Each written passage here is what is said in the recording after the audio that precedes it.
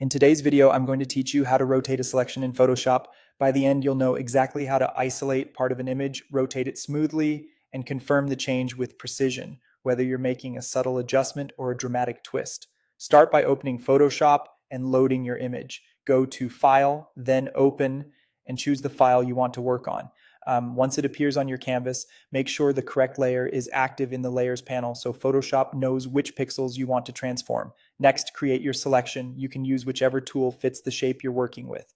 The rectangular or elliptical marquee works great for clean geometric areas. The lasso tool is perfect for freehand selections. And the quick selection tool lets you paint over complex edges to capture them quickly. Zoom in if you need extra accuracy, and adjust your selection until it includes exactly the area you intend to rotate. Everything inside that marching ant's outline is what will move. With your selection ready, it's time to rotate. Go to Edit, then Transform, then Rotate. You can also press Ctrl plus T on Windows or Command plus T on Mac to enter Free Transform, which lets you rotate, scale, and move in one place. Hover your cursor just outside a corner of the transform box until you see the curved double arrow. Click and drag to rotate the selected area. If you want to change the pivot point, drag the small target-like anchor in the center to a new location. The selection will rotate around that point.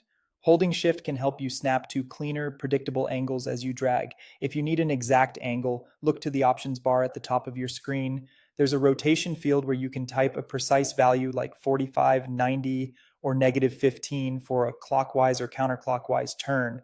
This is a reliable way to match brand guidelines or align elements perfectly. When you're happy with the rotation, apply it by pressing Enter on Windows or Return on Mac, or by clicking the check mark in the options bar. If you change your mind before applying, you can cancel with the ESC key. Finally, clear the active selection so you can continue working without affecting that area. Press Ctrl plus D on Windows or Command plus D on Mac to deselect and release the marching ants. And that's it. If you found this tutorial helpful, don't forget to like this video and subscribe for more Photoshop tips and tutorials.